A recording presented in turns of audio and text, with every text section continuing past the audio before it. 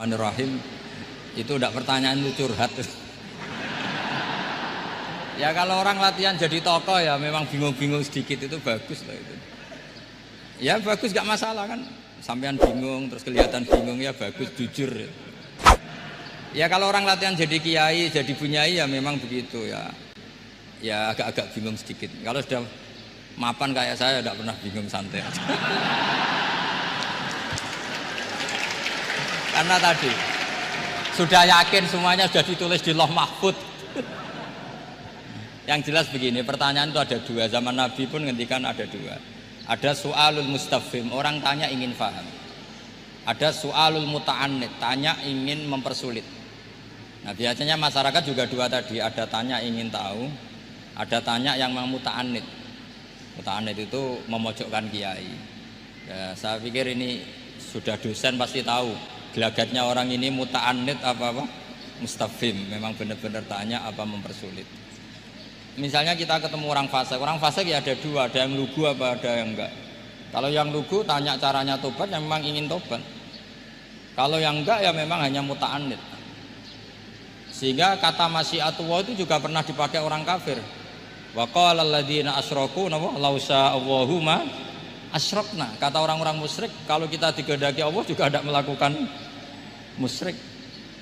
Tapi mereka ingin menjebak Nabi bahwa kamu yang kampanye tentang masyiah, berarti kita musyrik pun karena masyiah. Orang kampung juga gitu. Saya masih ingat guru saya Kiai Haji Maimun Zubair pernah ditanya tentang orang haid yang karena free sex, karena seks bebas. Bukan karena ketularan atau karena orang lain. Memang dia sendiri yang nakal. Yang tanya dokter, tentu yang tanya dokter. Dokter itu berambisi menemukan obat haid. Jawabannya Mbah Mun itu unik, padahal beliau itu sangat sayang sama umat. Jawabannya beliau gini, dok, sesuatu yang menjadi hukuman Allah supaya orang mau kembali tobat, ya Allah diberi hak. Intinya kan mesti misalnya ada orang hidupnya boros, kemudian punya utang banyak, dia agak dipercaya masyarakat. Terus kamu ditanya solusinya gimana? Ya gak perlu ada solusi. Itu memang hukumannya orang yang salah. Biar roh rasane lahum fid dunya khizyun, ada unsur kehinaan. Ada orang selingkuh dikucilkan masyarakat. Terus tanya kamu gimana caranya nggak dikucilkan? Ya Allah diberi hak untuk memberi hukuman. Begitu juga penyakit-penyakit yang karena kesalahan manusia. Allah harus kita beri hak untuk memberi apa? Hukuman. Meskipun berkali-kali kita memberi pintu apa? Tobat. Nah, biasanya juga gitu. Orang belajar itu wajib nggak? Kan wajib. Masyarakat tuh nggak mau belajar tentang agama. Kemudian karena nggak belajar, setiap ada masalah agama dia tidak bisa. Terus galau. Ya Allah beri hak memberi sanksi orang yang nggak mau belajar itu kan membawa kebodohan. Kebodohan itu mesti zulumat, mesti kegelapan. Kegelapan menjadi kegalauan. Jadi misalnya ada mbak-mbak sampai perawan tua agak nikah, atau kangkang sampai jaka tua agak nikah, tanya saya, Gus caranya nikah gimana? Itu keangkuhan kamu, wis ra ganteng pilih-pilih. Mesti harus gitu jawabnya. Karena memang yang menyebabkan itu adalah keangkuhan. Wis ngerti elek ora Gus, ora anak wong sugih, njuk wong ayu. Lalu gak payu rabi itu karena keangkuhan apa karena apa coba? Nah itu zaman Nabi sudah gitu ya, ada soalu mustafimin, ada soalu muta'annidin. Terus ada beberapa masalah yang sebetulnya itu hukuman Allah. Saya itu merasa kaya, bahkan mungkin kategorinya kaya sekali, bukan karena materi saya banyak, enggak. Saya ini pengagum hadis atau riwayat lah, kalau kamu gak percaya itu hadis, karena muttorib. Wa'mal li akhiratika ka'annaka tamutu apa? Ghadan. Beramallah untuk akhiratmu seakan-akan kamu mati besok. Saya ini kan keceluk kiai gede, di 200.000 menurut saya itu banyak sekali. Wong urip nganti sesuk di 200.000 ini mewah menurut saya itu.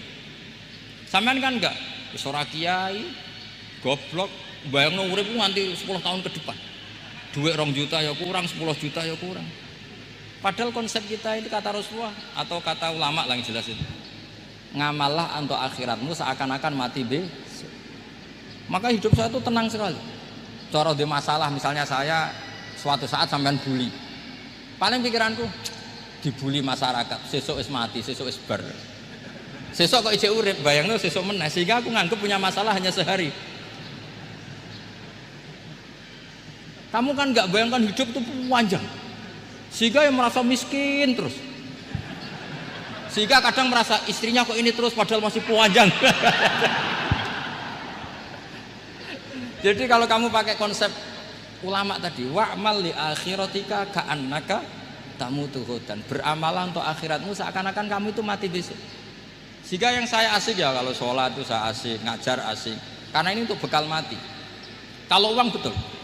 Tanyakan istri saya punya uang 200.000 itu anggap banyak sekali. Uang urip nganti sesuk ada duit 200.000 itu mewah betul ya. Terus kemudian ada orang galau. Uang 10 juta ke orang 20. Kegalauan ini adalah dia salah persepsi.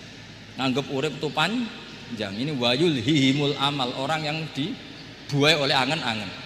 Nah ini melebu alhaqumut takatsur hatta zurtumul maqabir.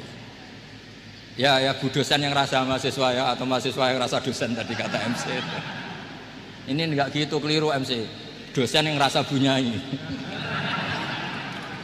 Jadi lebih keren. Dosen yang apa? Rasa bunyai. Ya saya kira demikian. Assalamualaikum warahmatullahi wabarakatuh.